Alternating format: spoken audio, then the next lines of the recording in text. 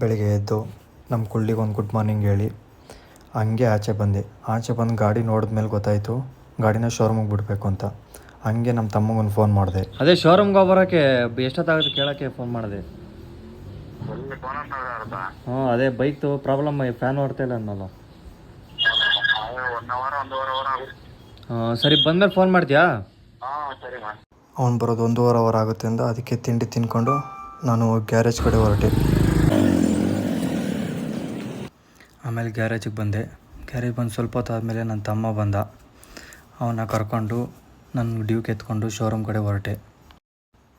ಶೋರೂಮ್ಗೆ ಏನಕ್ಕೆ ಅಂದರೆ ನನ್ನ ಗಾಡಿ ರೇಡಿಯೇಟ್ರ್ ಫ್ಯಾನ್ ಆನ್ ಆಗ್ತಾಯಿರಲ್ಲ, ಸೊ ಅದನ್ನು ಚೆಕ್ ಮಾಡ್ಸೋಣ ಅಂತ ಶೋರೂಮ್ ಹತ್ರ ಎತ್ಕೊಂಡ್ಬಂದೆ. ಶೋರೂಮ್ ಅವರು ನಾನು ಬಂದ ತಕ್ಷಣ ನನ್ನ ಗಾಡಿ ಎತ್ಕೊಂಡು ಒಳಗಡೆ ಹೋಗಿ ಅದನ್ನು ಏನೇನು ಪ್ರಾಬ್ಲಮ್ ಇದೆ ಅಂತ ಚೆಕ್ ಮಾಡಿದ್ರು. ಬಟ್ ಗಾಡಿ ಏನೂ ಪ್ರಾಬ್ಲಮ್ ಇರಲ್ಲ, ಸೊ ವಾಪಸ್ ಕೊಟ್ಟರು.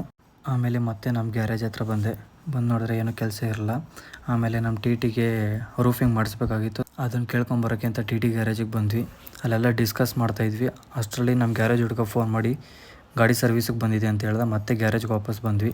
ಗ್ಯಾರೇಜಿಗೆ ಬಂದು ಗಾಡಿ ಸರ್ವಿಸ್ ಎಲ್ಲ ಮಾಡೋಕ್ಕೆ ಸ್ಟಾರ್ಟ್ ಮಾಡಿದ್ವಿ. ಗಾಡಿ ಸರ್ವಿಸ್ ಎಲ್ಲ ಮಾಡಿಕೊಂಡು ಅದಾದಮೇಲೆ ಗಾಡಿ ಎತ್ಕೊಂಡು ವಾಟರ್ ವಾಶ್ ಮಾಡ್ಸೋಕ್ಕೆ ಅಂತ ಸರ್ವಿಸ್ ಸೆಂಟ್ರ್ ಹತ್ರ ಬಂದೆ. ಸರ್ವಿಸ್ ಆದಮೇಲೆ ನೆಕ್ಸ್ಟ್ ಇನ್ನೊಂದು ಗಾಡಿಗೆ ಲಾಕ್ ಸೆಟ್ ತರಬೇಕಾಗಿತ್ತು. ನೆಕ್ಸ್ಟ್ ಲಾಕ್ ಸೆಟ್ ತರೋಕ್ಕೆ ಅಂತ ಹೋದೆ. ಲಾಕ್ ಸೆಟ್ ತೊಗೊಂಬಂದೆ. ಅದಾದಮೇಲೆ ಅದನ್ನೆಲ್ಲ ಬಿಚ್ಚಿ ಚೆಕ್ ಮಾಡಿಕೊಂಡು ಎಲ್ಲ ಕರೆಕ್ಟಾಗಿತ್ತು. ಅಷ್ಟೊತ್ತಿಗಾಗಲೇ ಟೈಮ್ 8:30 ಆಗಿತ್ತು. ಸೊ ಲಾಗಿನ್ ಮಾಡಬೇಕಾಗಿತ್ತು. ಮನೆಗೆ ಬಂದು ಲಾಗಿನ್ ಮಾಡಿ ಕೆಲಸ ಸ್ಟಾರ್ಟ್ ಮಾಡಿದೆ. ಆಮೇಲೆ ಊಟ ಮಾಡಿ ನನ್ನ ಡೇನ ಎಂಡ್ ಮಾಡಿದೆ.